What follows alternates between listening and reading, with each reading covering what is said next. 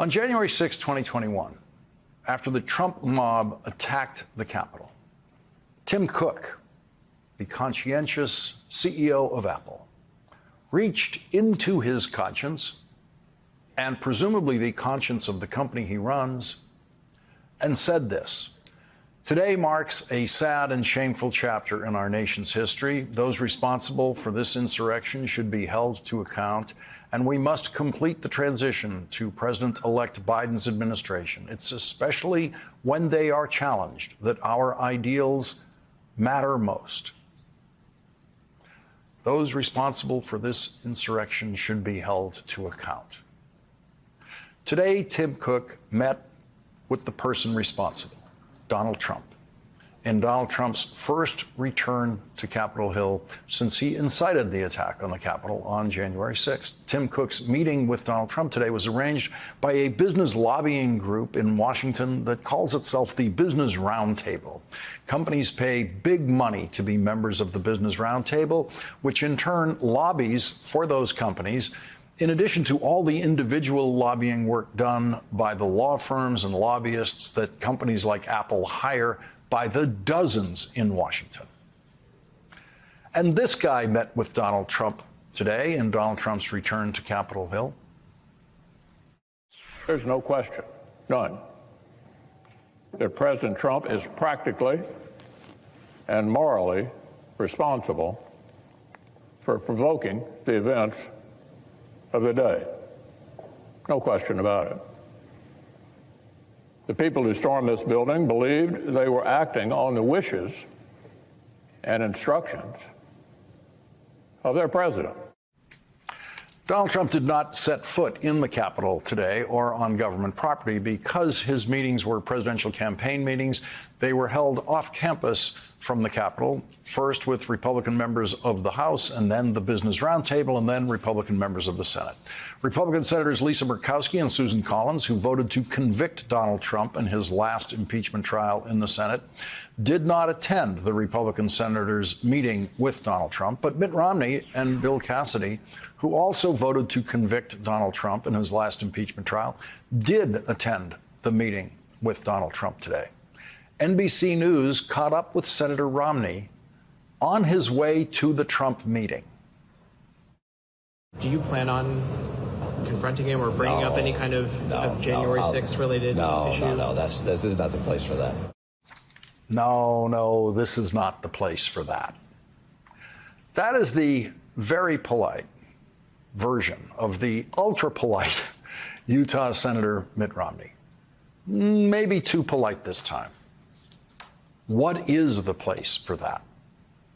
One place for that is the federal courthouse, a short walk from where they were meeting, where Donald Trump was scheduled to stand trial for crimes Special Prosecutor Jack Smith has accused him of committing leading up to and on January 6th. But the Republican Supreme Court blocked that trial by imposing an extraordinarily long delay in deciding an appeal by Donald Trump that they never should have accepted, in which Donald Trump is claiming something that no president and no lawyer and no judge has ever claimed before, that the president of the United States has lifetime immunity for any and all crimes committed while he was president of the United States.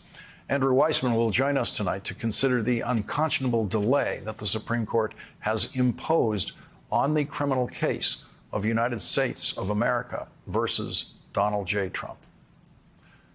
This is not the place for that.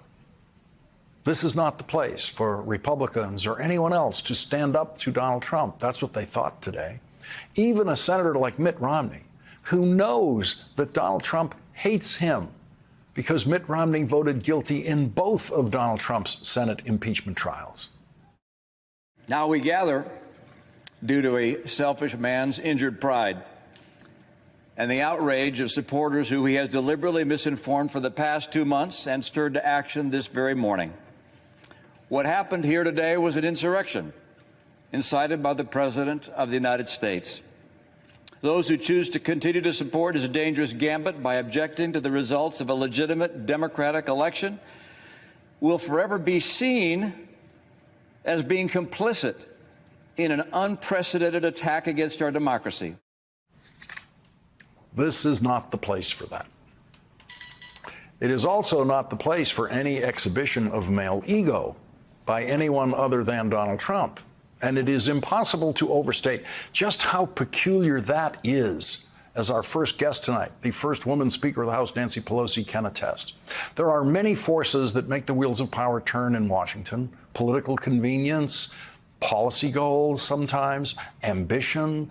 But throughout the history of the Republic, there has been no force more consistent than male ego. And so one of the most fascinating things to observe in the Republican senators' public adoration of Donald Trump is the complete and utter collapse of male ego in a place that used to be run on the fuel of male ego. The oldest senator, 90-year-old Chuck Grassley, was in the meeting with Donald Trump today. When I was working in the Senate, Chuck Grassley had a rough-edged ego that was often activated as a cover for his chronic ignorance. The ignorance has expanded, and the ego of Chuck Grassley has evaporated. And then there is Senator Rafael Edward Cruz. Donald Trump attacked Senator Cruz's father, lied about Senator Cruz's father being involved in the assassination of President Kennedy. Donald Trump attacked Senator Cruz's wife, Heidi. Donald Trump ridiculed the way she looks. And here is what the outraged candidate for president, Senator Cruz, said about that then. Donald, you're a sniveling coward, and leave Heidi the hell alone. Donald Trump alleges that my dad was involved in assassinating JFK. Now, let's be clear. This is nuts. There was real suspense then going into the 2016 Republican convention about whether or not the deeply offended Senator Cruz would even endorse Donald Trump, the Republican nominee for president. But Senator Cruz looked into his heart and found nothing. Nothing that would prevent him from endorsing the presidential candidate who attacked and lied about his father and attacked and lied about his wife. And there was Senator Cruz today in that lineup of utterly egoless Republican men craving their moment with Donald Trump, craving a possible handshake or a possible pat on the back or a wink or a smile, a glance, anything from Donald Trump. Watch now, Senator Cruz crave that moment after Donald Trump passes by Senator Cruz and pays more attention to other, more obscure people in the room.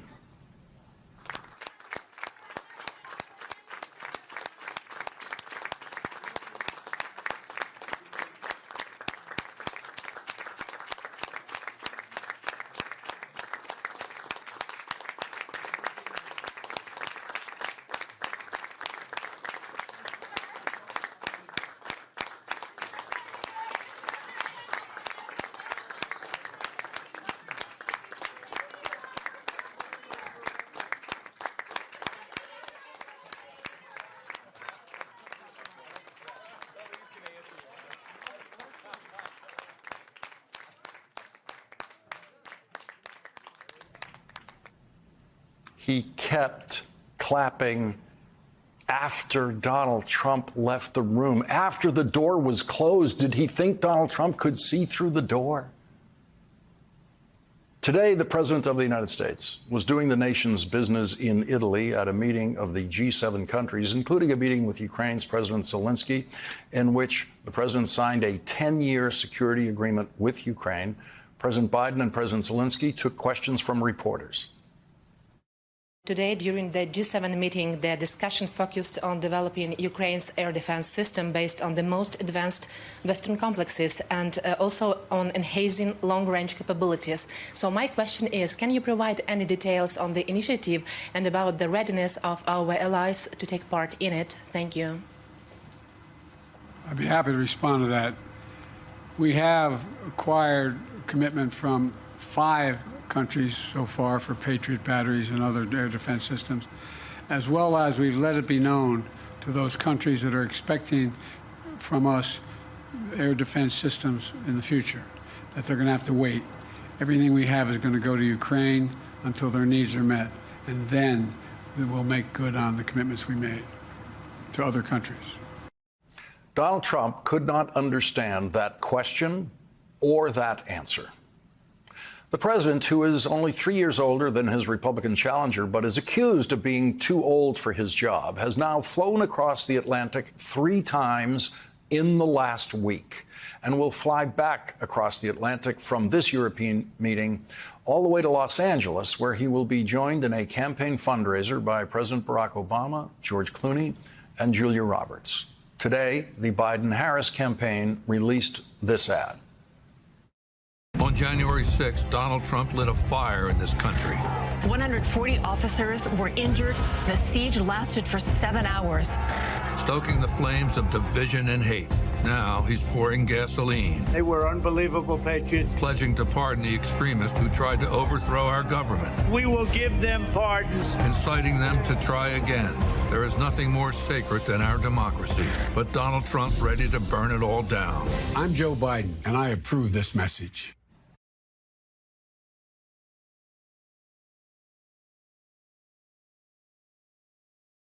Speaker Pelosi, you're, I think, uniquely positioned to comment on this thing, this phenomenon that I've been wondering about during the Trump years. Watching the collapse of the male ego in that institution where you started as a freshman member of the House, you were surrounded all day in a culture controlled by the male ego, these very powerful committee chairmen who, for ego reasons and other reasons, but definitely for ego reasons, would fight any slight incursion into their jurisdiction, or there's all sorts of jealousies involved that you know about, that I know about, in the House, in the Senate. And we could see that male ego energy running wild around the place, most of the time in an unproductive, negative way that got in the way of progress. And so it has astonished me. It has astonished me that among, and I mean this as a male ego issue, that among Republican men in the Senate and in the House, male ego somehow disappeared. And I don't think social psychology has ever seen a phenomenon like this before in the history of the study of male ego. Well, as I said, we don't agonize, we organize. I don't agonize over their mostly insecurities, as you describe it. But understand this. This guy, you know, as a former president, he is a master of projection. Everything he says about somebody else, whether it's a judge in the courtroom, a witness, a juror, a member of Congress, a woman, an opponent in an election, everything he says is a projection of his own shortcomings. Crooked, this person, he's crooked. Lazy, this person, he's lazy. Name any subject that you can name. Wacky, this person. He knows he's wacky. He knows he's an imposter. So if we're going to do psychoanalysis of him, I think we have to have him in person in front of some healthcare professionals. But I do wish there would be an intervention from his family, assuming they love him beyond the resources, assuming that they love him, that they would intervene, that the Republican Party would have an intervention. They have become a cult to a thug. And that is really a tragedy for the grand old party and what they were. So I really then going into insecurities, really, you know, the insecurities that I'm concerned about are of some of the voters out there who fall for his line.